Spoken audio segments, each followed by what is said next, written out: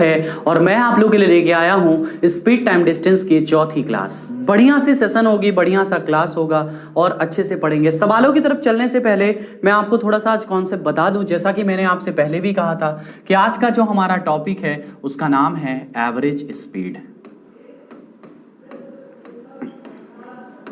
Average speed हमारा आज का ये टॉपिक है और इस टॉपिक में हमें क्या क्या पढ़ना है, कैसी कैसी बातें हैं, इसके बारे में हम आपसे बात करेंगे। ठीक है ना। देखिए, जो एवरेज स्पीड होती है ये डिपेंड करती है इसके डिस्टेंस पे। किस पे डिपेंड करती है? डिस्टेंस पे डिपेंड करती है। मेरी बात को बहुत ध्यान से समझना सभी बच्चे। जो एवरेज स्पीड होती है वो डिस्टेंस पे डिपेंड करती है।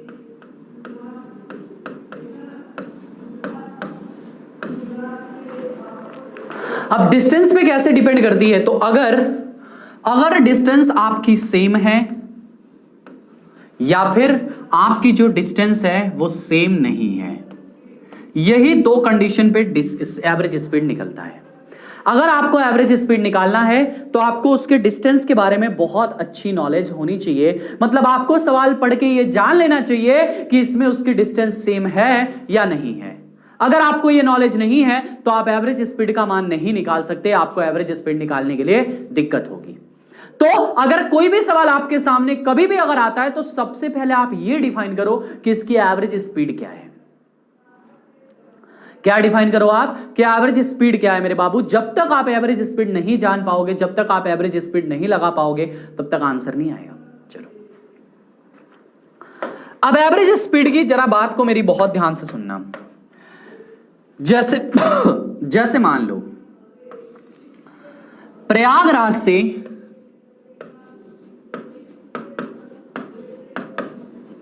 जहां हम रहते हैं, प्रयागराज से मान लो कोई न्यू दिल्ली जा रहा है।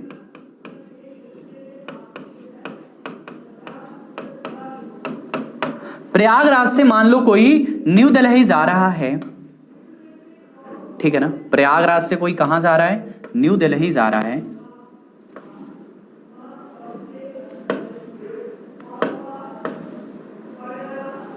ठीक है, प्रयागराज से कोई न्यू दिल्ली जा रहा है सपोज करो, और सपोज करो कि वो जाते टाइम S1 की चाल से जा रहा है,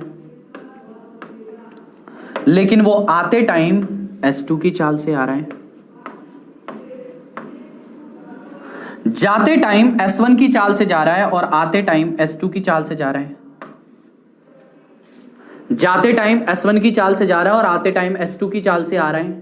ठीक है ना, ऐसे आ रहा है। तो अब उसका एवरेज स्पीड क्या होगा? तो उस कंडीशन में जो उसकी एवरेज स्पीड होती है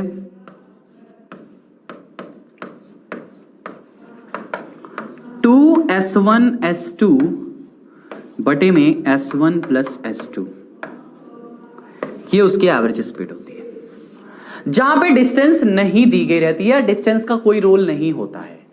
ऐसे सवाल जहां पे डिस्टेंस का कोई भी रोल नहीं होता है, वहां की मैं बात कर रहा हूं। ऐसे सवाल जहां पे डिस्टेंस का कोई भी रोल नहीं होता, मैं वहां की बात कर रहा हूं। ठीक है, ठीक है।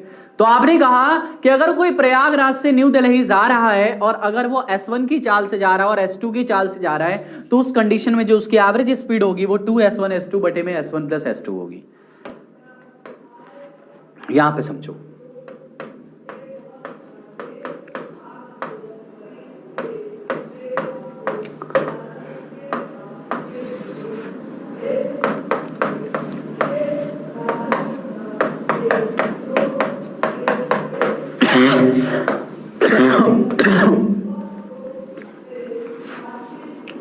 प्रयागराज से न्यू दिल्ली जा रहा है। अब समझो, लेकिन वो अलग अलग फेज में जा रहा है। सपोज करो यहां से पहले कानपुर गया, या फिर मान लो पहले कानपुर गया,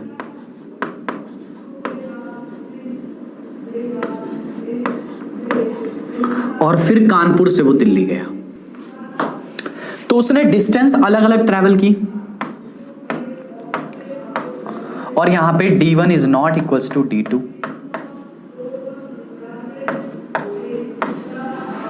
आपकी डिस्टेंस सेम नहीं है, उसने अलग अलग दूरियां तय की है। उसने क्या किया है बाबू, अलग अलग दूरियां तय की है यहां पे, डिस्टेंस इज नॉट इक्वल। तो इस कंडीशन में जो एवरेज स्पीड होती है वो होती है टोटल डिस्टेंस अपॉन में टोटल टाइम।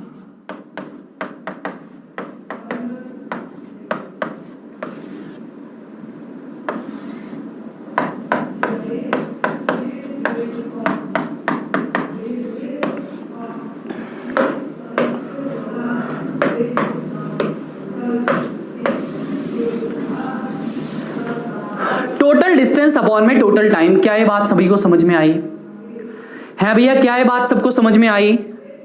जल्दी बोल दो कि हाँ सर ये बात समझ में आ रही है। बहुत बढ़िया सवाल है और बहुत प्यारी सी ये बात भी है।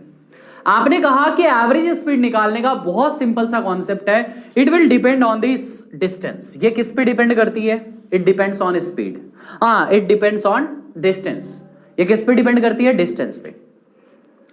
If the distance are equals, if the distance are equals, है ना, if the distance are equals then the average speed is considered as 2s1 s2 upon में s1 plus s2, and if the distance is not equal, in this case the average speed is considered as total distance upon में total time. Overall the whole concept of the this average speed is depend on only distance. किस पे depend करती है? केवल केवल केवल केवल केवल डिस्टेंस पे डिपेंड करती है। अगर आपके डिस्टेंस इक्वल है तो एवरेज स्पीड के लिए अलग सा कॉन्सेप्ट आपको लगाना होगा, और अगर आपके डिस्टेंस अनइक्वल है, अगर आपकी डिस्टेंस जो है इक्वल नहीं है, तो उस कंडीशन में जो एवरेज स्पीड आप लगाओगे वो टोटल डिस्टेंस अपॉन में टोटल टाइम का कॉन्सेप्ट लगाओगे। तो अलग अलग एवरेज स्पीड होती है। एवरेज स्पीड का कॉन्सेप्ट क्या होता है? अलग अलग होता है। It will depend on distance. अब कोई भी क्वेश्चन अगर आपके सामने कभी भी आता है, अगर एवरेज स्पीड का कोई भी क्वेश्चन आपके सामने कभी भी अगर आता है एवरेज स्पीड का, तो remember one thing, first of all you have to find the distance is same और नॉट। सबसे पहले आपको यह ज्ञात करना है कि उसमें जो दूरी दी गई है वो समान है कि समान नहीं है। अगर दूरी समान है तब उसके लिए अगर दो चालें हैं, सपोज करो दो ही स्पीड है, S1 और S2 केवल दो ही स्पीड है, तो उस कंडीशन में जो एवरेज स्पीड होगी वो 2s1 s2 बटे में s1 प्लस s2 होगी। बट अगर मान लो डिस्टेंस उसकी सेम नहीं है तो टोटल दूरी बटे में कुल समय, मतलब कुल दूरी बटे में कुल समय से आप औसत चाल निकाल सकते हो। ये कॉन्सेप्ट्स क्लियर हो रहे हैं? ठीक है। अब यहां पे एक और डाउट आपके मन में आ सकता है, सर अगर मान लो कल को यहां से S1 S2 और एक और चाल आ जाए, S3 या एक दो और चाल आ जाए, S4 आ जाए, S5 आ जाए, तो उस कंडीशन में how to find the average speed when distance are equals. जब डिस्टेंस इक्वल होंगी तो उस कंडीशन में हम एवरेज स्पीड को कैसे फाउंड करेंगे, कैसे फाइंड करेंगे, यह सबसे बड़ा सवाल हो जाता है। तो स्टार्ट करते हैं इसको स्टार्ट करते हैं बाबू, इसको स्टार्ट करते हैं। देखो अब यहां पे सपोज करिए, यहां पे मेरी बात को बहुत ध्यान से सभी बच्चे समझो, सभी बच्चे बहुत ध्यान से समझो। आपने कहा कि सर एवरेज स्पीड अगर आपको निकालनी है तो आप डिस्टेंस, अब चलो वो तो हमें समझ में आ। अब जब डिस्टेंस इक्वल हो और सपोज करो कि दो चालें दी गई हैं, दो स्पीड अगर दिया गया है, जब 2 स्पीड दिया हो,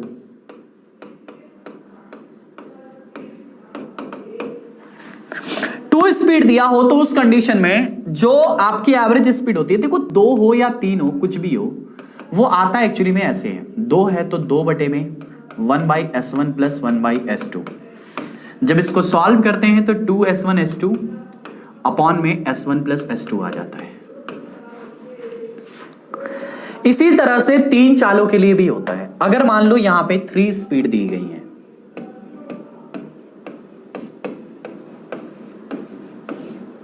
तो उस कंडीशन में जो एवरेज स्पीड होगी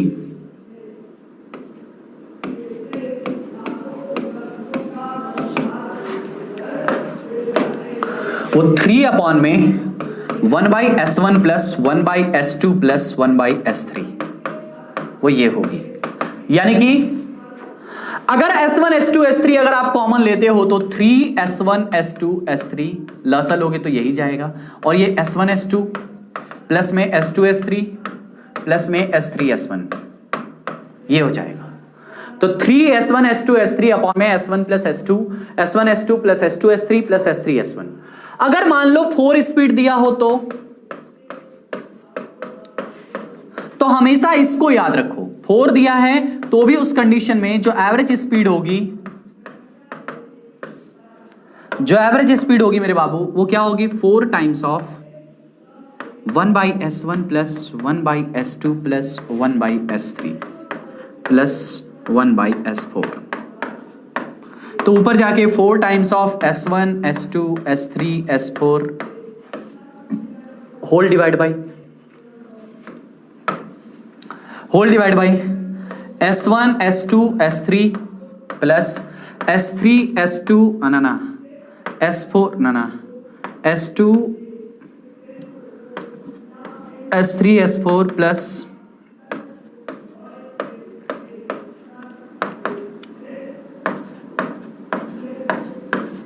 ये, ठीक है ना, ये हो जाएगा ओवरऑल कॉन्सेप्ट। तो 4 दिया हो, 5 दिया हो, चाहे जितने भी दिया हो, लॉजिक बस यहां से निकलता है और वो है लॉजिक ये। इसको बस याद रखना कि 4 दिया है या 5 दिया है, डज नॉट मैटर।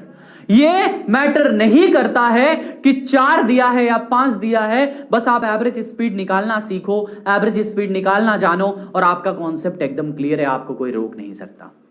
क्लियरली समझ में आ रहा है सभी बच्चों को? जल्दी बताओ, क्लियरली समझ में आ रहा है सभी बच्चों को? क्या ये बढ़िया सा सवाल है, क्या ये बढ़िया सी बात है, क्या ये बढ़िया सा कॉन्सेप्ट है, क्या ये बढ़िया सा लॉजिक लग रहा है आपसे? जल्दी बता दो, है भैया, जल्दी बता दो, क्योंकि बहुत अच्छा सा कॉन्सेप्ट आप देख रहे हो। 2 स्पीड 3 स्पीड कितनी भी स्पीड दी हो, क्या फर्क पड़ता है? अगर कॉन्सेप्ट क्लियर है तो फिर स्पीड डज नॉट मैटर कि कितनी दी गई है। अब बताओ, पूरा कॉन्सेप्ट क्लियर हुआ?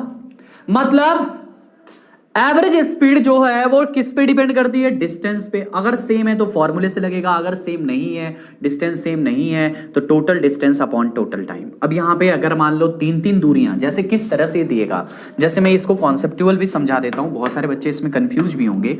जैसे मान लो 2 स्पीड कैसे है, तो सपोज करो यहां से एक बार यहां जाता है, फिर यहां जाता है, यहाँ पे ये उसके D1, ये D और D दोनों इक्वल है। सपोज करो यहाँ पे एक बार यहां जाता है, एक बार यहां जाता है और एक बार यहां जाता है, तो ये D D D तीनों दूरियां समान है और अलग अलग चाल से जाता है। मान लो यहाँ S1 से, यहाँ मान लो S2 से, यहाँ मान लो S1 से, यहाँ मान लो S2 से और यहाँ मान लो S3 से, अलग अलग चाल से जाता है। या फिर यहाँ पे देख लो 4 स्पीड दिया है ना, D kilometre D kilometre D kilometre D kilometre, लेकिन चालें अलग हैं, S1 है, S2 है, S3 है, S4 है, अलग अलग चालों से जाता है। तो उस कंडीशन में ये कॉन्सेप्ट्स होते हैं, ठीक है ना। डिस्टेंस सेम है। जैसे मान लो आपको कहीं जाना हो, आपके घर से कॉलेज, आपने अपनी टोटल दूरी को 3 दूरियों में तोड़ दिया है और आप अलग अलग दूरी पे अलग अलग चाल से जा रहे हो, तो आपकी एवरेज स्पीड कैसे आएगी? तो वो ये कॉन्सेप्ट लगाएंगे तो आ जाएगी, ठीक है ना। अब ये फॉर्मूले हैं जो किताब में दिए रहते हैं, वो मैं बता रहा हूं। आपको पता है कि शुभम सर किताबों के फॉर्मूले से नहीं चलते हैं। मतलब मेरा क्या कि मेरे भाई, मुझे भी इस बात का थोड़ा बहुत तो एहसास है कि अगर मैं आपसे कहूंगा कि आप S4 के लिए ये वाला सूत्र लगाओ, तो बहुत सारे लोग इसमें कंफ्यूज हो जाएंगे और गलत कर बैठेंगे। तो ये सिर्फ कॉन्सेप्ट होते हैं, इन कॉन्सेप्ट्स को जानते रहना चाहिए। बाकी करना कैसे है वो तो मैं बताऊंगा। शॉर्टकट बताना तो मेरी जिम्मेदारी है, तुम वो तो मुझ पे छोड़ दो ना। वो तुम उस शॉर्टकट का तुम क्यों टेंशन ले रखे हो? शॉर्टकट की जिम्मेदारी तो मेरी है ना। मैंने जिम्मा उठा रखा है ना कि तुम्हें हर सवाल को आसानी से बताना है। पहला सवाल आपके स्क्रीन पे है। एक मोटर कार किसी स्थान से 20 किलोमीटर प्रति घंटा की चाल से जाती है और वहां से 30 किलोमीटर प्रति घंटा की चाल से वापस आती है। पूरी यात्रा में कार की औसत चाल कितनी है? देखो, 20 किलोमीटर प्रति घंटा की गति से जाती है और 30 किलोमीटर प्रति घंटा की गति से वापस आ जाती है। देखो,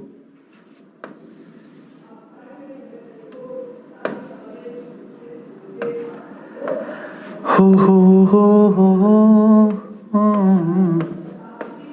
20 kmph 20 kmph की गति से जाती है और जब वापस आती है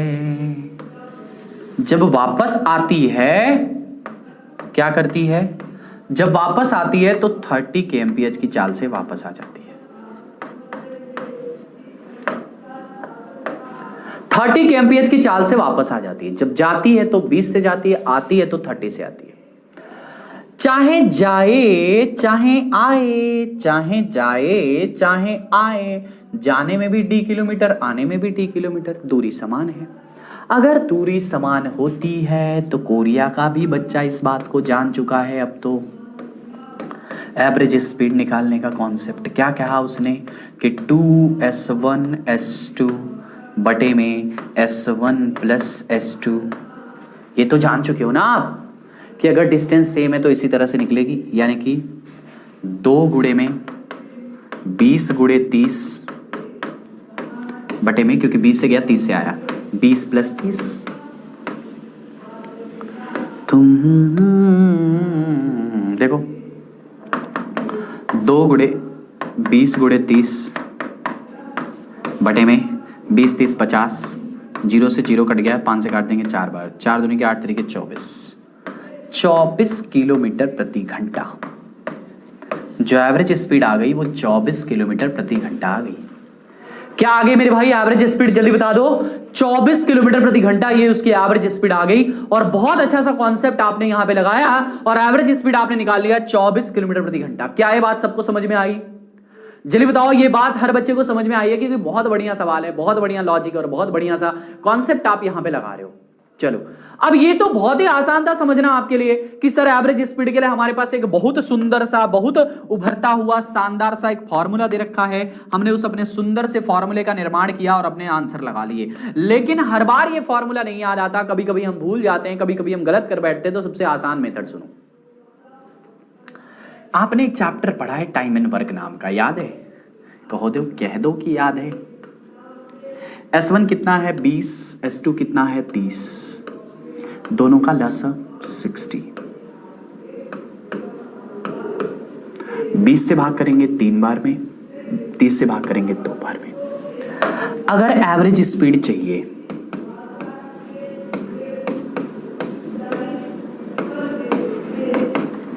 यहां पे कितना दिया है? 60। 60 को डबल कर दो, क्योंकि 2 चालें हैं, 2 चालें हैं तो डबल, 3 चालें हैं तो ट्रिपल, 4 चालें हैं तो चौपल, नहीं मतलब डबल कर दो। 60 का दुगना 120 बटे में 3 और 2 जोड़ दो 5, 5 से भाग कर दोगे 24 kmph। आपका राइट आंसर आ गया। अगर ट्रिक अच्छी लगी है तो आज की वीडियो में कमेंट करके बताना कि कैसी लगी ट्रिक। बता देना यार, शुभम सर का नाम कमेंट रोज करो, बताओ Shubham sir, Shubham sir, Shubham sir. अगर ट्रिक अच्छी लगती है तो बताओ, है ना? बताओ, जल्दी बताओ, समझ में आ रहा है कि नहीं? नेक्स्ट पे आगे बढ़ते हैं, अगले सवाल पे चलते हैं। बहुत बढ़िया सा सवाल है ये भी। एक मोटर कार की निश्चित दूरी की यात्रा 60 किलोमीटर प्रति घंटा तय करता है और वापसी में 40 की गति से आ जाता है। उस निश्चित दूरी को जाने और वापस आने में कुल यात्रा की औसत गति क्या है? भले मोटर कार है लेकिन सवाल तो एवरेज का है। देखो, ये सारे सवाल यूपीएससी में आए हुए क्वेश्चन है, इसीलिए मैं करा रहा हूं। ये सारे सवाल आपके उत्तर प्रदेश उप निरीक्षक एग्जाम में आए हुए सवाल हैं। 60 की चाल से जाता है, अच्छा, एक निश्चित दूरी 60 की चाल से जाता है और 40 की चाल से आता है। इसका मतलब क्या हुआ कि डिस्टेंस सेम है। और जब डिस्टेंस सेम होती है तो S1 S2 बराबर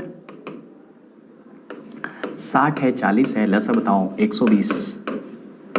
2 बार 3 बार मैंने क्या कहा? चालें अगर 2 हैं, एवरेज स्पीड चाहिए।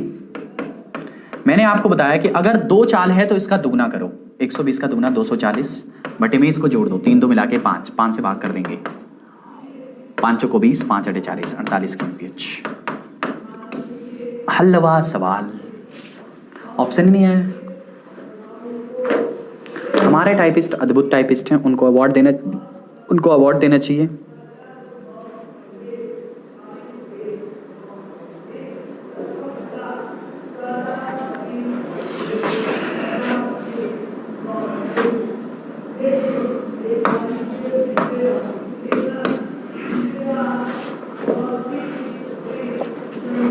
अगला देख लो, अच्छा इसमें भी लिखे हैं। चलो, एक कार के 3 किलोमीटर के 4 क्रमिक दूरियां को 10 किलोमीटर प्रति घंटा, 20 किलोमीटर प्रति घंटा, 60 किलोमीटर प्रति घंटा से तय करता है। अब यहां पे क्या होता है ना कि हमें कॉन्सेप्ट को अब उसके जड़ से उखाड़ के फेंक देना चाहिए, यानी कि समझो, देखो एक कार के 3 किलोमीटर की 4 क्रमिक दूरियां,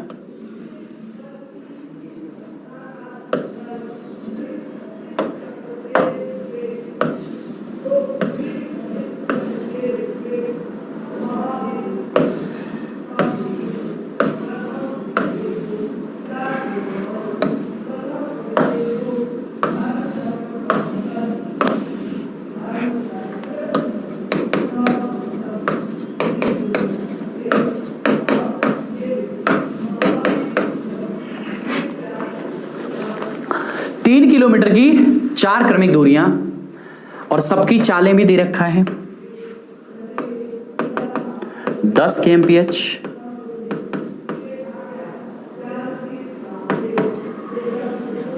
20 kmph,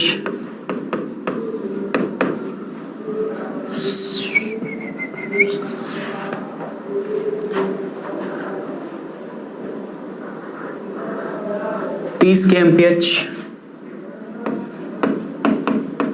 सवाल में नहीं दिया, ध्यान मत दो, 60 kmph, जो मैं लिख रहा हूं बस वही जानो। एक कार 3 किलोमीटर की 4 क्रमिक दूरियां 10 किलोमीटर प्रति घंटा, 20 किलोमीटर प्रति घंटा, 30 किलोमीटर प्रति घंटा और 60 किलोमीटर प्रति घंटा की गति से तय करता है, तो उसकी औसत गति क्या होगी? देखो आपको जब इसको ध्यान से देखोगे तो आपको लगेगा 3 किलोमीटर 3 किलोमीटर 3 किलोमीटर 3 किलोमीटर दूरी समान है। जब दूरी समान है तो अपना लॉजिक लगाओ, 10 की चाल, 20 की चाल, 30 की चाल, जो ट्रिक बताया हूं यही लगाओ, दूसरी कोई भी ट्रिक लगाओगे बहुत मेहनत करनी पड़ जाएगी।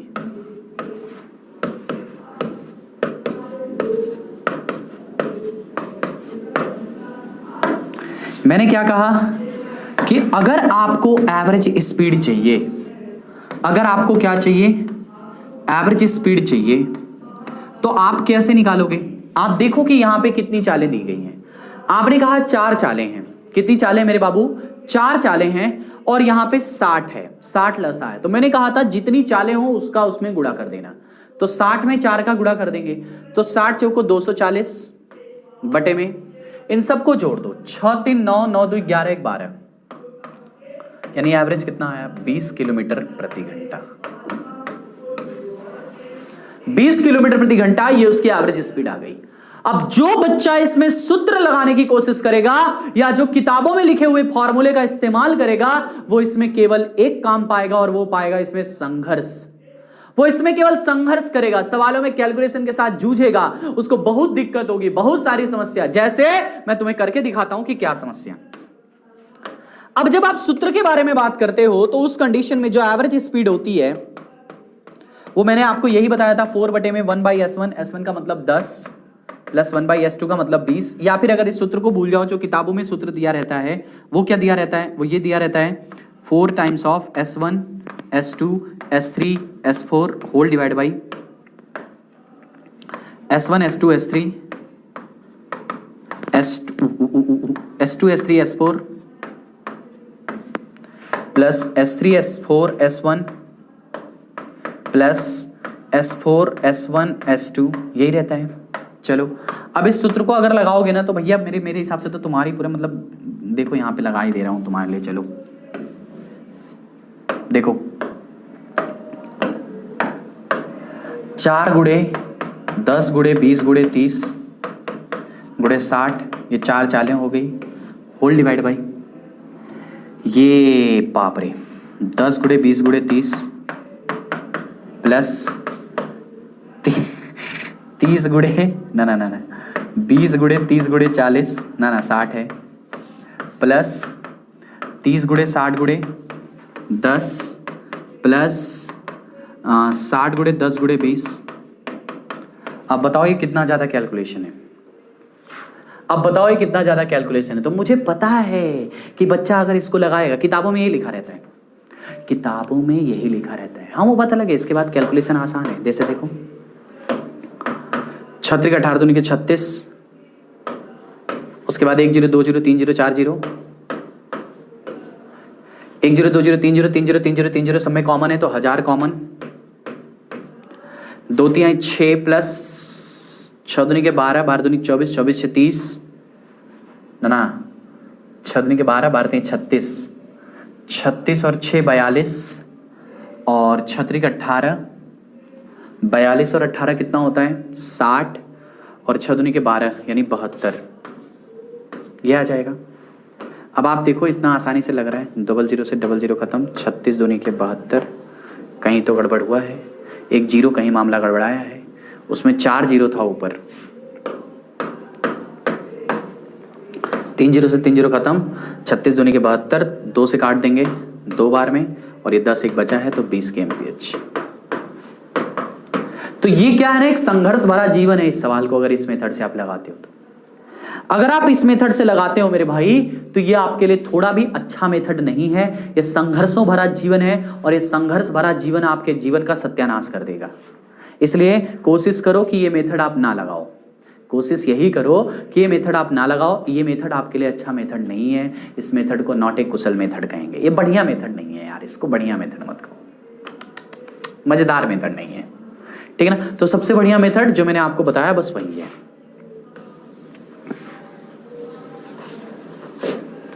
ठीक है मेरे भाई। सबसे बढ़िया मेथड जो मैंने आपको बताया बस वही है। अब यहां सुनो, इसको एक और मेथड से लगाया जा सकता है, कैसे वो भी दिखा देता हूं।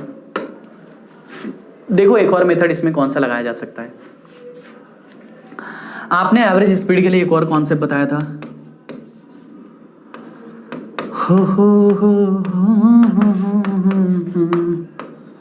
कुल दूरी बटे कुल समय।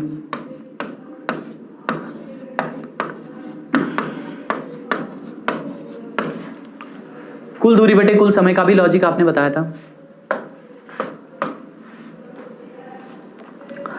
तो एवरेज स्पीड औसत चाल बराबर कुल दूरी पता है 1 2 3 4 3 चौको 12 किलोमीटर। बस आपको समय की जरूरत है। समय कैसे निकलता है, टोटल डिस्टेंस अपॉन में total time, total distance upon में टोटल टाइम, ना ना समय चाहिए समय। तो टोटल समय कैसे निकलेगा बताओ। देखो STD होता है स्पीड इंटू टाइम बराबर डिस्टेंस, स्पीड इंटू टाइम बराबर तो डिस्टेंस अपॉन स्पीड यानी 3/10 प्लस 3/20 इसका समय, 3/30 3/60 सबका समय आ गया। तो यहाँ पे सबको समय में लिख दो, 3 कॉमन ले लो तो 1/10 प्लस 1/20 प्लस 1/30 प्लस 1/40, ठीक है।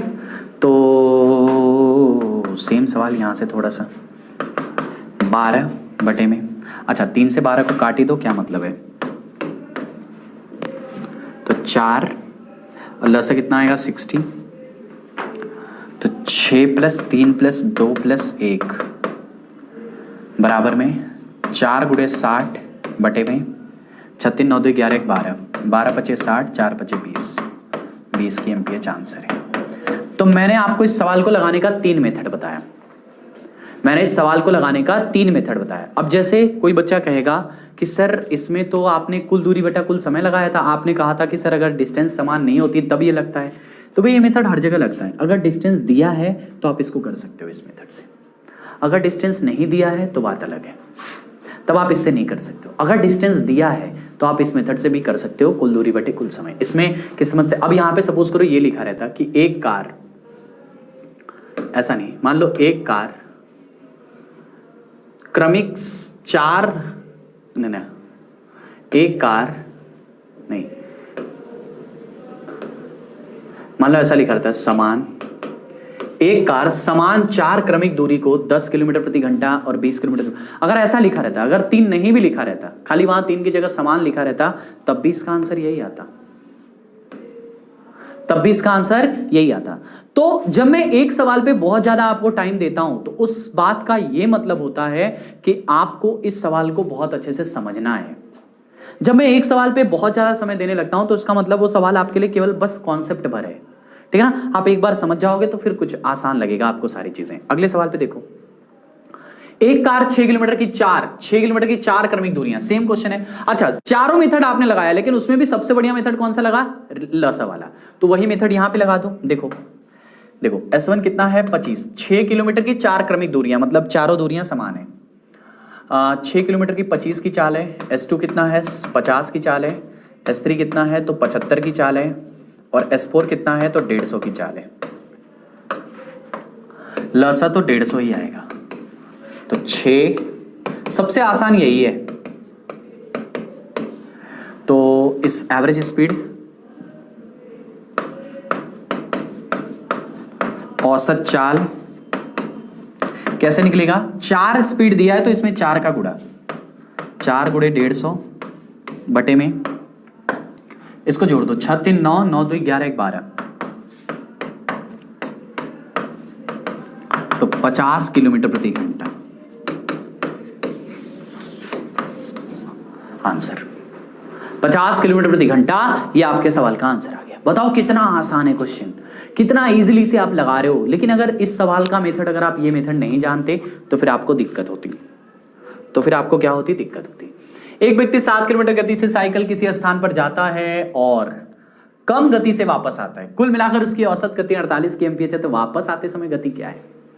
ये मतलब इतना यूनिक क्वेश्चन है, बहुत प्यारा क्वेश्चन है। देखो एवरेज स्पीड के मैं आज सवाल कराऊंगा, लेकिन एवरेज स्पीड में बहुत सारे सवाल होते हैं, कुछ सवाल बच जाएंगे, उनको भी मैं आगे किसी सेशन में करा दूंगा, तो मिसलेनियस में करा दूंगा, आप एकदम परेशान मत हो, मैं सारी चीजें आपको पढ़ाऊंगा। कह रहा है कि 60 किलोमीटर प्रति घंटा की गति से साइकिल से किसी स्थान पर जाता है और कम गति से वापस आता है। कुल मिलाकर औसत गति 48 किलोमीटर प्रति घंटा है, तो वापस आते समय गति कितना है। अब यहां से मेरी बात को समझो, 60 किलोमीटर प्रति घंटा से जाता है, जैसे मान लो 60, जब वो जाता है तो 60 की गति से जाता है। जब आता है तो पता नहीं, मान लो x की गति से आता है।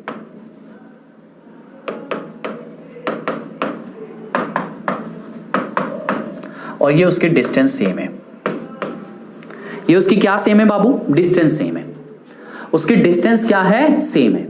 चलो अब एक बात बताओ कि इसको लगाने के लिए जब आप एवरेज स्पीड आपको दिया हुआ है, कितना दिया हुआ है 48, मेरे हिसाब से आंसर जो उसका आएगा वो 40 आएगा। एवरेज स्पीड का कॉन्सेप्ट 2s1 s2 बटे में s1 प्लस s2 बराबर में 48, ये आपको दिया ही है। तो 2 गुणे 60 गुणे x बटे में 60 प्लस x, 12 चौक 48, 12 पचे 60, 2 से काट देंगे 2 बार, 5x बराबर 120 प्लस 2x, 3x का मान 120, x का मान 40 आपकी चाल आ गई। देखो अभी मैं क्या करता हूं, डायरेक्ट कैलकुलेशन कर देता हूं, क्योंकि अब मैं आपको कैलकुलेशन नहीं सिखाने वाला हूं। मैं स्टार्टिंग से बहुत कैलकुलेशन सिखाया हूं, मैंने स्टार्टिंग से आपको खूब कैलकुलेशन सिखाया, खाली कैलकुलेशन ही सिखाया आपको मैंने। मैं नंबर सिस्टम उठा के देख लो, मैं बोलता था आपको कि अभी स्टार्टिंग है, मैं ज़्यादा से ज़्यादा आपको कैलकुलेशन वाली चीज़ें भी बताऊंगा, लेकिन धीरे धीरे आप जब मेरे साथ आगे बढ़ोगे, धीरे धीरे आप मेरे साथ पढ़ते चलोगे, तो आने वाले टाइम में आपको कम कैलकुलेशन देखने को मिलेगी। तो ये सारी चीज़ें आपके सामने यहाँ पे दिख रही हैं और आसान सी बातें भी हैं, इनको आप आसानी से कह भी सकते हो। बताओ समझ में आया, बोलो बोलो बोलो, समझ में आया, जल्दी बताओ, हर बात समझ में आई। एवरेज स्पीड दिया है 2s1 s2 हमने कर दिया। अब इसी सवाल को हम चाहें तो एक दूसरा मेथड भी अपना सकते थे। मान लो S1 60 S2 x लस 60x,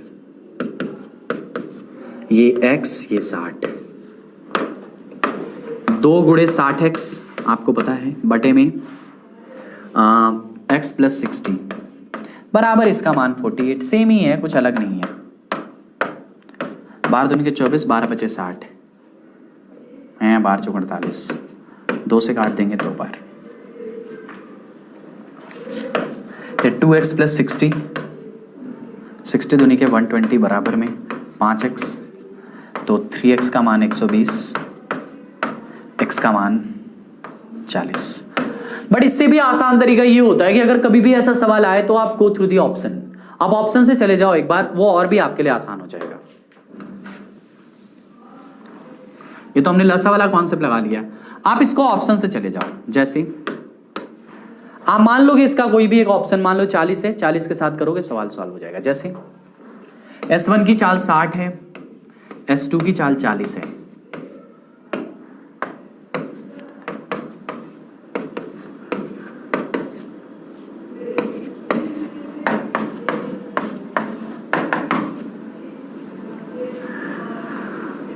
चालीस का दूना करते हैं 240/5। ऑप्शन से जा रहे हैं और हमें आंसर मिल जा रहा है, तो 40 सही है। तो तीनों ही मेथड बताया, एक नॉर्मल फार्मूला वाला बताया, एक एलसीएम वाला बताया और एक ऑप्शन से जाने का भी बताया। अगला देखो, एक 16 किलोमीटर प्रति घंटा से साइकिल से किसी स्थान पर जाता है और कम गति से वापस आता है, कुल मिलाकर औसत गति 6.4 है, तो वापस आते समय गति कितनी है? सेम सवाल है, मैंने क्या कहा, आप ऑप्शन से कर लो। जैसे मान लो 16 है और 6.4 है, तो 16 और 6.4 के 4 और 6 10, यानी कि 10 के आसपास आंसर, आप 8 मान के चलो, 8 नहीं आप 10 मान लो, चलो। प्लस 80, 16 × 5 = 80, 8 बार में। एवरेज स्पीड 80 दूनी के 160, 8 5 13, बहुत ज़्यादा आ गया ये तो, नहीं हुआ तो ख़त्म।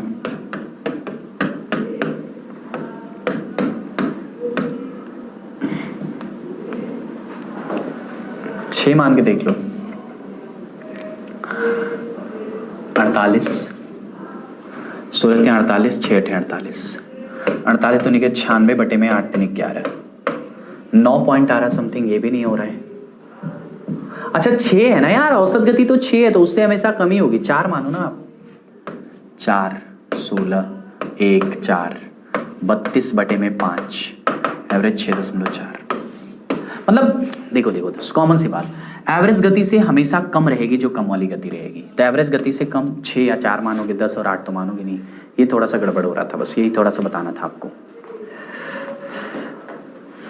नेक्स्ट, एक कार किसी दूरी की पहली 1/3 दूरी 10 की चाल से, अगली 1/3 दूरी 20 की चाल से तथा आखिरी 1/3 दूरी 60 की चाल से, तो पूरी यात्रा की औसत चाल। अब इसमें देखो सवाल में क्या है, 1/3 दूरी, अगली 1/3 दूरी और अगली 1/3 दूरी समान है। दूरी क्या है? समान है। 3 1/3 दूरियां मतलब दूरी समान हो गई। बोलो समान हुई कि नहीं हुई? जल्दी बताओ 3 1/3 दूरियां हैं तो वो तो समान हो गई ना। तो अगर 3 1/3 दूरी समान हो गई है तो पहली चाल 10 है, दूसरी चाल 20 है और तीसरी चाल 60 है। लसा बता दो इसका।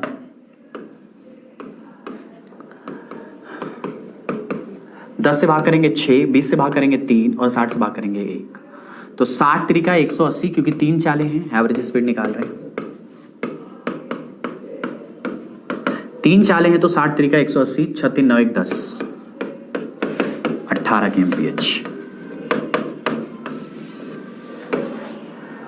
आसान है? बोलो आसान है, बढ़िया है सवाल है भाई। नेक्स्ट देखो, वरुण 5 किलोमीटर की दूरी 30 किलोमीटर प्रति घंटा से चाल से तय करता है, फिर अगले 10 किलोमीटर की दूरी 40 किलोमीटर प्रति घंटा की चाल से, अंततः वह आखिरी 35 किलोमीटर की दूरी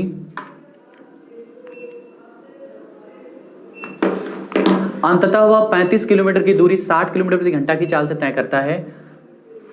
पूरी यात्रा के दौरान अरुण की औसत चाल कितनी है? देखो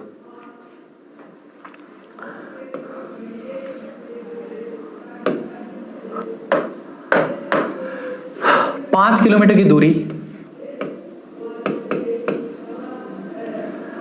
30 kmph। फिर क्या कह रहे हैं? अगले 10 किलोमीटर की दूरी 40 kmph। तय करता है। अंततः वह आखिरी 35 किलोमीटर की दूरी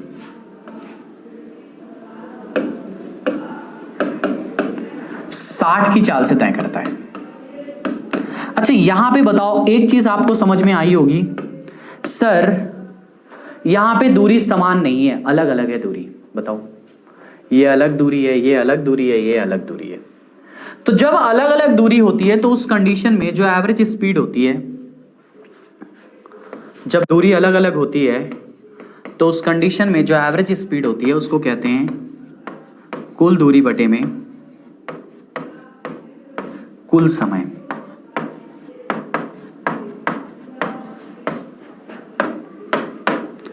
कुल दूरी बटे में कुल समय, यही कहते हैं ना जब अलग अलग होती है। तो आप बताओ जल्दी से कि जब दूरियां अलग अलग होती हैं तो औसत चाल कैसे निकालते हो आप? कुल दूरी बटे कुल समय, यही है औसत चाल का फॉर्मूला, यही है एवरेज स्पीड का फॉर्मूला। अब यहां समझो, 30 किलोमीटर की दूरी 5 किलोमीटर की दूरी 30 की चाल से चलता है, ठीक है ना। चलो देखो, तो यहां पे टाइम कितना होगा, तो 5/30 यानी 1/6, ठीक है। फिर यहां पे आ जाओ 10/40 यानी कि 1/4 घंटा, ठीक है। और यहां पे आ जाओ तो 35/60 7/12 घंटा। तो कुल दूरी तो आपको पता है मेरे भाई, कुल दूरी आप आसानी से निकाल लोगे। 35 10 45 10 5 50, 1/6 प्लस 1/4 प्लस 7/12,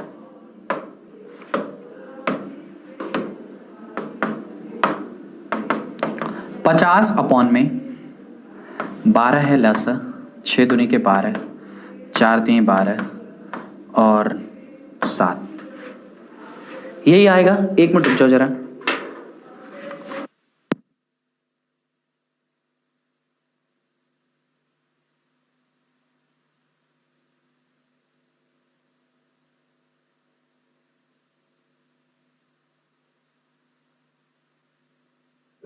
तो ये आ गया 50 बटे में 3 2 5 प्लस 7/12, 50 गुणे 12, 7 3 10 2 12, 50 किलोमीटर प्रति घंटा, ये उसकी एवरेज स्पीड है। 50 किलोमीटर प्रति घंटा ये उसकी एवरेज स्पीड आ गई। कितनी आई एवरेज स्पीड? 50 किलोमीटर प्रति घंटा। तो कुल दूरी बटे में कुल समय का कॉन्सेप्ट लगा है। क्या लगा है? कुल दूरी अपॉन में कुल कॉन्सेप्ट का यहां पे आपने कुल दूरी अपॉन में कुल समय, कुल दूरी बटे में कुल समय का कॉन्सेप्ट आपने यहां पे लगाया। बहुत अच्छा कॉन्सेप्ट है, बहुत प्यारा कॉन्सेप्ट है। बोलो समझ में आया? बोलो समझ में आया सभी को? नेक्स्ट देखो, रमन 25% दूरी को 10 किलोमीटर की चाल से, अगली 50% की दूरी को 15 किलोमीटर की चाल से और बची हुई दूरी को 5 किलोमीटर चाल से तय करता है संपूर्ण यात्रा के लिए औसत चाल। अब यहां पे देखो, ऐसे सवाल बनते हैं जहां पे टोटल दूरी नहीं दी रहती है। तो ऐसे सवालों में हम क्या करते हैं कि टोटल दूरी को मान लेते हैं, ठीक है ना। तो हमने मान लिया कि रमन की जो कुल दूरी है वो 100 किलोमीटर है, क्योंकि मान परसेंटेज में दिया है। हमने मान लिया कि रमन की जो टोटल दूरी है वो कितना है? 100 किलोमीटर है, ठीक है ना। अब सुनो, अब सुनो ध्यान से। कह रहा है कि 25 किलोमीटर, 25% का मतलब 25 किलोमीटर, 25 किलोमीटर की दूरी 10 की चाल से, ठीक है। और 50 किलोमीटर की दूरी 15 की चाल से,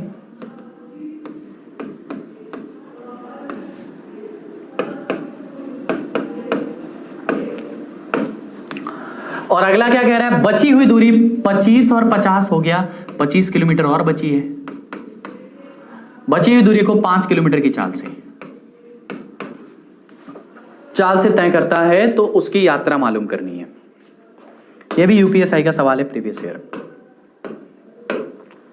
देखो कैसे मालूम करोगे। अगर आपको एवरेज स्पीड चाहिए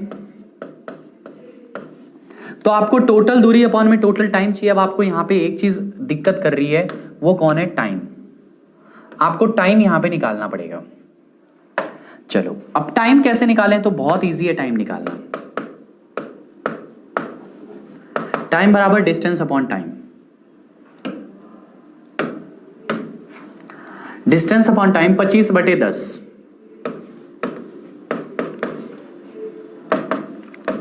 5/2 घंटा। यहां देखो 50/15, 10/3 घंटा। यहां देखो 25/5, 5 घंटा। ठीक है ना मेरे भाई, ये आपने निकाल लिया। चलो अब आपको क्या चाहिए, अब आपको एवरेज चाहिए। एवरेज स्पीड कैसे आएगा, तो टोटल डिस्टेंस अपॉन में टोटल टाइम। टोटल डिस्टेंस कितना आपने माना है, 100 किलोमीटर। टोटल टाइम कितना आया, 5/2 प्लस 10/3 प्लस 5, 100 बटे में 3 2 का लसा 6 है, तो 2 3 15 प्लस 20 प्लस इसका लसा 1 है, 6 × 30, तो 600 बटे में 45, ना 65, 5 से काट देंगे तो 120 बटे में 13, 13 9 117, 9 सही 3/13 किलोमीटर पर घंटा, 9 सही 3/13 किलोमीटर पर घंटा। ये इसका एवरेज स्पीड आ गया। बहुत अच्छा क्वेश्चन है, बहुत प्यारा सवाल है। ये वैसा सवाल है जहां पे आपको टाइम, जहां पे आपको टोटल डिस्टेंस नहीं दिया रहता है। ये ऐसा क्वेश्चन है जहां पे आपको टोटल डिस्टेंस नहीं दिया रहता है मेरे बाबू। समझ में आ रहा है। नेक्स्ट देखो, विमान 2500 किलोमीटर, 1200 किलोमीटर और 500 किलोमीटर टोटल दूरी आपकी आ जाएगी। 500 किलोमीटर प्रति घंटा, 400 किलोमीटर प्रति घंटा, 250 किलोमीटर घंटा, तो औसत गति। ये तो बहुत आसान सा सवाल है यार। देखो बस आप टाइम निकालो कुल मिला के। 500 बटे में उसकी स्पीड क्या है, 500 किलोमीटर प्रति, 2500 बटे 500, 5 घंटा, और टाइम 2 1200 400 की गति से 3 घंटा, और 500 किलोमीटर टाइम 3 500 किलोमीटर 250 की चाल से यानी 2 घंटा। तो औसत चाल क्या होती है, कुल दूरी बटे कुल समय। कुल दूरी कितनी हो जाएगी, 2500 किलोमीटर, 1200 किलोमीटर और 500 किलोमीटर, तो 4200 किलोमीटर, और 5 5 10, 0 से 0 खत्म, 420 किलोमीटर प्रति घंटा। ये उसकी औसत चाल आ गई, एवरेज स्पीड। बात समझ में आई। तो ये आसान सवाल है बहुत, ये हलवा है सवाल बहुत। ये देखो, ये भी यूपीएसआई का सवाल दिया है, बहुत आसान सा सवाल है। देखो अच्छा सवाल है, आसान क्या मतलब बहुत बढ़िया सवाल कह सकते हो आप इसको। ठीक है, देखो क्या दिया है, नदी के किनारे एक सड़क है। नदी के किनारे एक सड़क है। राजू ने बिंदु एक्स से दौड़ना शुरू किया। राजू ने बिंदु एक्स से दौड़ना शुरू किया और वह उसी सड़क पे, एक मिनट रुक जाओ,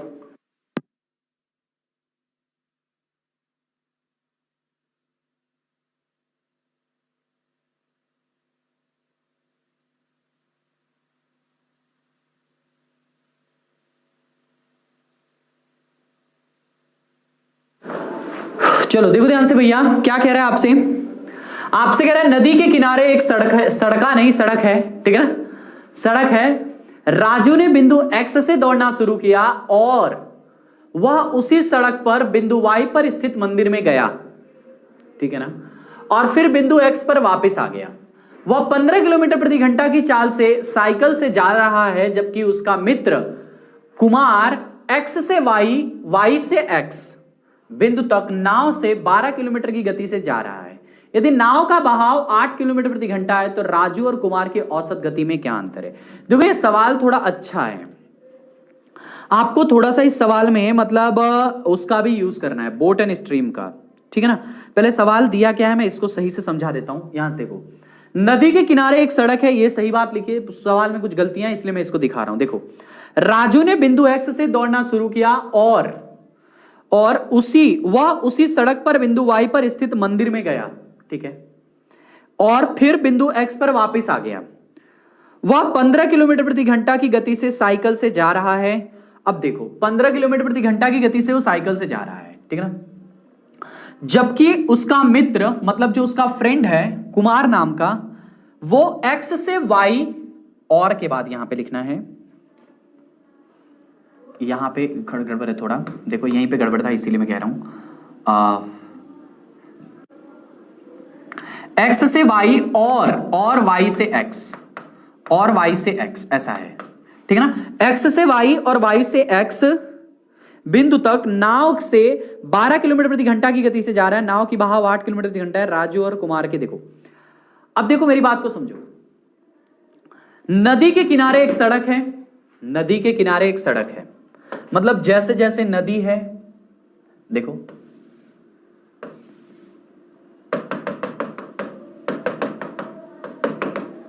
नदी के किनारे एक सड़क है, ये मान लो पॉइंट है, यहां पे ये नदी के किनारे एक सड़क भी है यहां पे, ठीक है ना। अब क्या कह रहे हैं कि सड़क भी उसी तरह से होगी जैसे नदी है, ये सड़क है, कह रहा है नदी के किनारे एक सड़क है। राजू बिंदु एक्स से दौड़ना शुरू करता है, मान लो ये बिंदु एक्स है और यहां से राजू दौड़ना शुरू कर रहा है, और वो उसी सड़क पर बिंदु वाई पर स्थित एक मंदिर में गया, मतलब यहां पे मान लो एक मंदिर है वाई नाम का, उस मंदिर में गया और फिर बिंदु एक्स पर वापस आ गया और 15 किलोमीटर प्रति घंटे से जा रहा है। अब 15 की गति से जा रहा है तो राजू की एवरेज स्पीड बताओ, राजू की एवरेज स्पीड 15 देखो 2 गुणे 15 का ऐसा 15 दूनी के 30 भट्टे में 1 1 2 15 से गया 15 से आया, यानी उसकी एवरेज स्पीड भी 15 ही होगी, 15 के एमपीएच, ठीक है ना। उसकी एवरेज स्पीड कितनी होगी 15 के एमपीएच, ये उसकी एवरेज स्पीड होगी राजू की। जबकि उसका मित्र नाव से 12 किलोमीटर प्रति घंटे से जा रहा है और नदी का बहाव, अब यहां पे डाउनस्ट्रीम और अपस्ट्रीम का 2 नाम आएगा, मतलब पानी एक बार उसको ले जाएगी और ले आएगी। अब यहां से देखो, यहां से कुमार की मैं बात करूंगा, ये कुमार नाम का लड़का है सपोज करो, वो भी इसी पॉइंट एक्स से और यहां वाई तक जाता है, ये पॉइंट एक्स है और ये पॉइंट वाई है जहां पे मंदिर है, तो वो जाएगा और फिर वापस आएगा, वो भी जाएगा फिर वापस आएगा। अब पानी के बहाव, मान लो पानी का बहाव इस डायरेक्शन में है, अभी आपने बोट एंड स्ट्रीम पढ़ा नहीं एक चैप्टर, तो थोड़ा सा हो सकता है इस सवाल में आपको दिक्कत हो, बाकी लगा ले जाएंगे, कोई दिक्कत नहीं है, थोड़ा सा कॉन्सेप्ट को समझो।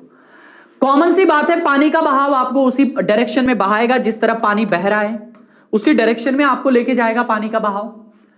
तो जब कुमार की चाल 12 की तो नाव है उसकी और 8 का पानी का बहाव है, तो जाते टाइम उसकी चाल 20 हो गई, 20 हो गई, लेकिन आते टाइम उसकी चाल कितनी होगी, 12 की गति से नाव बहाएगी लेकिन 8 की गति से पानी रोकेगा, तो 12 - 8 4 हो जाएगी आते समय, दोनों का लसा 20, यहां से बताओ एक कम और ये 5 बार, यानी कि टोटल इसकी एवरेज स्पीड 40/6, 20 का दूना 40/6, यानी कि 40/6 का दूना 20/3, 20/3 इसकी एवरेज स्पीड हो गई। तो इसकी एवरेज स्पीड 15 है और इसकी एवरेज स्पीड 20/3 है, 15 यहां 45, यानी कि 25/3, 25/3 का मतलब 8.33 किलोमीटर प्रति घंटा, ये उसकी एवरेज स्पीड आएगी। बहुत अच्छा क्वेश्चन है, बहुत प्यारा सवाल है मेरे भाई। क्या ये बात सबको समझ में आई? देखो, जो राजू है ना मेरे बाबू, जो राजू है वो क्या किया है कि वो सड़क से गया है मंदिर वाई तक। किससे गया है? सड़क से गया है मंदिर वाई तक, और 15 की गति से साइकिल चला के जाता है, 15 की गति से साइकिल चला के जाता है।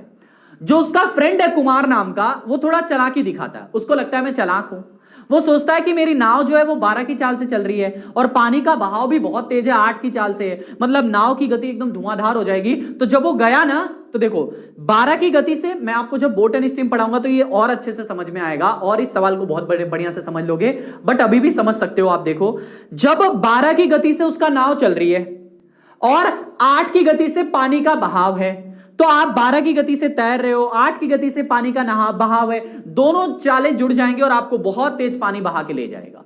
तो 12 8 20, जाते समय तो उसकी चाल 20 थी, लेकिन सोचो कि जब वो वाही मंदिर से वापस आ रहा था तो 12 की गति से नाव लेके आ रहा था और 8 की गति से पानी अपोजिट डायरेक्शन में उसको पुश कर रहा था, रोको रोको रोको रुको, पानी उसको रोक रहा था। वो 12 की गति से आ रहा है, 8 की गति से रोकने वाला पानी लगा है, यानी अब उसकी आते टाइम चाल केवल कितनी हो जाएगी, 4। तो जो उसकी एवरेज स्पीड आई वो 20/3। आपसे दोनों चालों का अंतर पूछा है तो 8.33। बहुत अच्छा और बहुत प्यारा क्वेश्चन है। एक बच्चा 40 मिनट तक 4 किलोमीटर प्रति घंटा की गति से और अगले 40 मिनट तक 6 किलोमीटर प्रति घंटा की गति से उसकी औसत गति। यहां से देखो हमें टोटल डिस्टेंस निकालनी पड़ेगी। टोटल डिस्टेंस, एवरेज स्पीड के लिए क्या चाहिए आपको, टोटल डिस्टेंस चाहिए। देखो 40 मिनट को घंटे बदलो, 40/60 गुणे 4 किलोमीटर प्रति घंटा की चाल से कितना आ जाएगा, 0 से 0 खत्म, 4 चौको 16/6 और 40 को फिर से घंटे में बदलो और इस बार 6 किलोमीटर की चाल से जा रहा है तो 0 से 0 खत्म, 6 से 6 खत्म, यानी 4 किलोमीटर गया है। तो टोटल डिस्टेंस कितनी आ गई, इसको काट सकते हो, 8/3 है। 8/3 प्लस में 4/1 whole divide by total time 40 minute 80 minute, यानी कि 80/60 यानी 4/3। अब इसका लसा देखो, 8 + 4 × 12 बटे में 3 बटे में 8/3, 4/3, 3 से 3 खत्म, 12 8 20/4 यानी 5 kmph की चाल। उसकी एवरेज स्पीड आ गई वो 5 km आ जाएगी। बहुत अच्छा सवाल है, आसान है सवाल ये भी। देखो हमने क्या, ये क्या निकाला, ये डिस्टेंस है। ये क्या है, डिस्टेंस है। डिस्टेंस कैसे आती है, स्पीड इंटू टाइम से। स्पीड इंटू टाइम से डिस्टेंस आती है, तो ये हमने डिस्टेंस निकाल के रख दिया आपके सामने। नेक्स्ट देखो, एक ट्रेन की गति अपनी यात्रा के पहले घंटे के दौरान दूसरे घंटे की तुलना में आधी है। इसके अलावा तीसरे घंटे के दौरान इसकी गति पहले 2 घंटा के दौरान इसकी गति के योग का 2/3 है। यात्रा ट्रेन 3 घंटे के लिए उस गति पर चलती है जो गति वह पहले घंटे के दौरान चली थी। वह 180 किलोमीटर कम चलती है। पहले 3 घंटे के लिए औसत गति क्या है। यह भी बहुत प्यारा सा क्वेश्चन है, अच्छा सा सवाल है, आसानी से लगा सकते हो। देखो यहां से देखो मेरी बात को, एक ट्रेन की गति अपने यात्रा के पहले घंटे, आपसे क्या कह रहा है, एक ट्रेन की गति है जो अपने यात्रा के पहले घंटे के दौरान की बात कर रहा है, अपने यात्रा के पहले घंटे की दौरान की बात कर रहा है। अब मैं सोचता हूं यार अभी 2-3 सवाल बचे हैं और टाइम हो गया है, तो मैं इन सवालों को अगली क्लास में करा देता हूं, ठीक है ना। अभी 2-3 सवाल बचे हैं तो इन सवालों को मैं नेक्स्ट क्लास में करा दूंगा, आप परेशान मत हो। नेक्स्ट क्लास में अभी एवरेज के कुछ और भी सवाल अच्छे हैं तो उनको भी करा दूंगा, तो इन सवालों को मैं अगली क्लास में करा दूंगा, परेशान मत हो। बहुत अच्छा सवाल है और टाइम हो गया, सर आ गए हैं, तो ठीक है आज के सेशन को बस यहीं रहने देते हैं। बाकी मिलेंगे कल, हंसते रहो, मुस्कुराते रहो, खुश रहो। बाय बाय, टाटा, love you, take care to all of you. जय हिंद, शुक्रिया, ख्याल रखो अपना।